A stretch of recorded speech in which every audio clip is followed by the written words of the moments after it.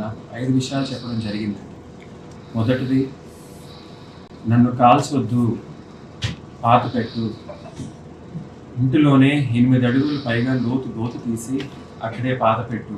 మొదటిదండి. రెండవది, పెద్ద రోజు కానీ చిన్న రోజు కానీ చేయొద్దు, నేను ఎక్కడికి వెళ్ళను, ఇక్కడే ఉంటాను. రెండవది చెప్పారు.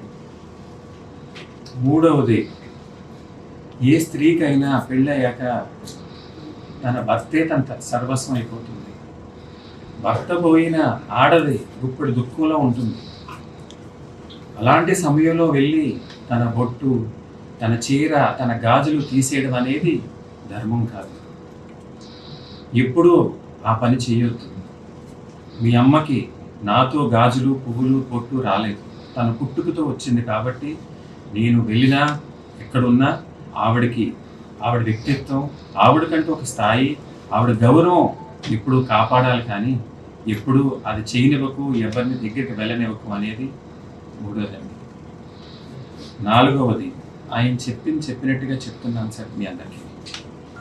ఆ రాజమండ్రి ఎదవ, నేను చచ్చిపోయినా, మీ అమ్మ చచ్చిపోయినా దాని గాలి కూడా ఈ ఇంటి మీద తాగడానికి వీల్లేదు.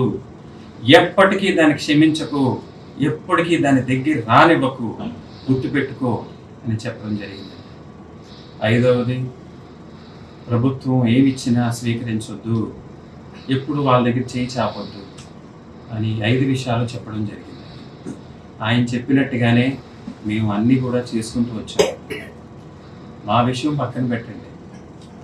ఇప్పుడు కన్నంతకే పిల్లలకి తల్లిదండ్రుల మీద సర్వహక్కులు ఉంటే, కానీ కష్టపడి పెంచి చదివించి పెళ్ళిళ్ళు చేసి సమాజంలో ఒక ఇంటి పేరు ఇచ్చి ఒక స్థానం ఇచ్చిన తల్లిదండ్రులకి ఒక కోరిక, ఆశయాలు, ఆశలు, గౌరవం, మర్యాద ఉండకూడదా అండి?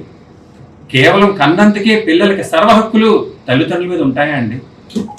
ఇంకా తల్లిదండ్రులకంటూ ఏమి గౌరవం, ప్రతిష్ట, మర్యాద ఏమి ఉండవా అండి? ఇంకా అవి కోరుకోకూడదండి తల్లిదండ్రులు.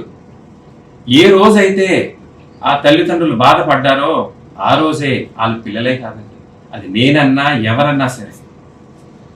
ఆ విషయంలో నా తండ్రి పడ్డ బాధ ఇంత అంతా కాదండి. హార్ట్ అటాక్ వస్తుందంటే చేయడానికి ఒక టెస్ట్ ఉంది, ఫ్రాక్చర్ అయితే చూడడానికి ఒక స్కానింగ్ ఉంటుంది, క్యాన్సర్కి బ్లడ్ టెస్ట్లు ఉంటాయి. మానసిక క్షోభకి ఏ టెస్ట్ ఉండదండి. ఆ భగవంతుడు సాక్షిగా నా తండ్రి పడ్డ మానసిక క్షోభ ఇంత అంత కాదండి. ఎందుకంటే నా తండ్రికి చిన్న వయసులోనే తల్లి కోల్పోయారండి. యవ్వనం వయసులో తండ్రిని కోల్పోయారు. మా అన్నయ్య గారు పుట్టాక ఆ నాన్నగారి పేరు, ఆ మహాతల్లి పుట్టాక ఆయన తల్లిగారు పేరు పెట్టుకుని ఎంతో మురిసిపోయేవారట. ఆవిడ బాధపడితే ఆయన బాధపడేవారండి. ఆవిడ పాదానికి మట్టి అంటకూడదని స్కూలుకు కూడా పంపడం మానేశారండి. అందరికంటే ఎక్కువ దగ్గరగా చూసింది ఆవిడే నా తండ్రినండి. ఆయన గోరుముద్దలు తిని ఆయన చేతుల మీద పెరిగిన వ్యక్తి ఈరోజు ఆయన 300 సంవత్సరాలుగా మా కుటుంబం పరువు, ప్రతిష్ట దాచుకుంటున్న దాన్ని రోడ్డుకి ఈడిచి తండ్రిని అనరాని మాటలంటే ఏ తండ్రి భరించగలడండి? ఏ తండ్రి క్షమించగలడు అనేది ప్రజలందరూ ఆలోచించాలండి. కూలి పని చేసుకుండే తల్లిదండ్రుల దగ్గర నుంచి ప్రధానమంత్రులు, అత్యంత కోటేశ్వరుల తల్లిదండ్రులకైనా ప్రతి ఒక్కరికి ఒక విలువలు ఉంటాయి, ఒక నమ్మకాలు ఉంటాయి, ఒక ప్రతిష్టలు ఉంటాయి ప్రతి కుటుంబానికి. అది దెబ్బ తీసిన నాడు ఆ పిల్లల్ని క్షమించకూడదండి, ఎప్పటికీ క్షమించకూడదండి వాళ్ళని. అలా క్షమించి నిజం ఏంటి, తప్పేంటి, ఒప్పేంటి చెప్పలేని తల్లిదండ్రుల వల్లే ఈరోజు సమాజంలో ఒక టెర్రరిస్ట్గా, ఒక రేపిస్ట్గా, ఒక దుర్మార్గులుగా తయారవుతున్న పిల్లలు తల్లిదండ్రులు చేస్తున్న తప్పండి. ఇవన్నీ గ్రహించే ఆ రోజే నా తండ్రి ఆవిడ దూరం పెట్టి ఎప్పటికీ క్షమించలేమన్నా. ఏ గర్భంలో అయితే నా తల్లి 9 నెలలు మోసి కష్టపడి కనిందో అదే గర్భాన్ని కొట్టుకుని ఏడ్చిందండి నా తల్లి. ఇలాంటి దుర్మార్గురాలుగా నేను జన్మనిచ్చాను, నా పసుపు కుంగాలు పట్టుకుపోయిందని అదే కడుపు కొట్టుకుని ఏడ్చిందండి. నా తల్లిదండ్రుల బాధ మేము స్వయంగా చూసామండి. లోకం ఏమనుకున్నా సంబంధం లేదండి. నా తల్లిదండ్రులు పడ్డ బాధ ఇంత అంతా కాదండి. ఒక సంఘటన చెప్తాను మీకు. అయ్యా, నాన్నగారు మరణించే ముందు నాకు 5 విషయాలు చెప్పడం జరిగిందండి. మొదటిది, నన్ను కాల్చొద్దు, పాతపెట్టు. ఇంటిలోనే 8 అడుగులు పైగా లోతు తీసి అక్కడే పాతపెట్టు. మొదటిదని. రెండవది, పెద్ద రోజు కానీ చిన్న రోజు కానీ చేయొద్దు.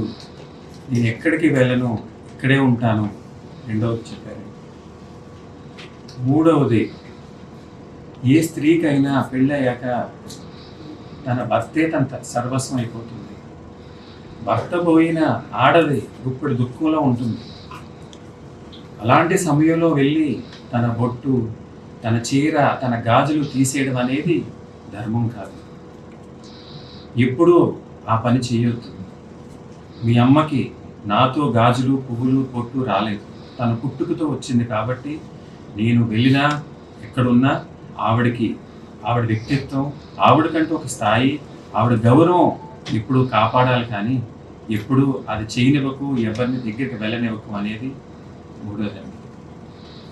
నాలుగవది, ఆయన చెప్పినట్టుగా చెప్తున్నాను సార్ మీ అందరికీ. ఆ రాజమండ్రి ఎదవ నేను చచ్చిపోయినా, మీ అమ్మ చచ్చిపోయినా దాని గాలి కూడా ఈ ఇంటి మీద తాగడానికి వీల్లేదు. ఎప్పటికీ దాన్ని క్షమించకు, ఎప్పటికీ దాని దగ్గర రానివ్వకు, గుర్తుపెట్టుకో అని చెప్పడం జరిగింది.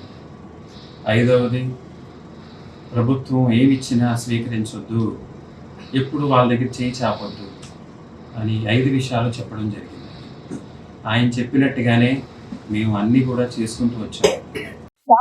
Live news, entertainment shows, movies, digital magazines తో పాటు మీ జిల్లా వార్తలను కూడా ఫ్రీగా చూడొచ్చు.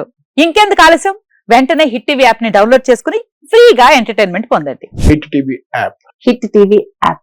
Please download hit TV app. Hit TV app ని ఫ్రీగా డౌన్లోడ్ చేసుకొని ఎంజాయ్ చేయండి. మీకు నచ్చిన ఎంటర్టైన్మెంట్ కోసం హిట్ టీవీ యాప్ ని ఫ్రీగా డౌన్లోడ్ చేసుకుని ఎంజాయ్ చేయండి. హిట్ టీవీ యాప్ ని డౌన్లోడ్ చేసుకుని ఆస్వాదించండి, ఆశీర్వదించండి. ఇంతమంది సెలబ్రిటీలు హిట్ టీవీ యాప్ ని డౌన్లోడ్ చేసుకోండి అని చెప్తున్నారంటే ఎంత మంచి యాప్ ఆలోచించండి.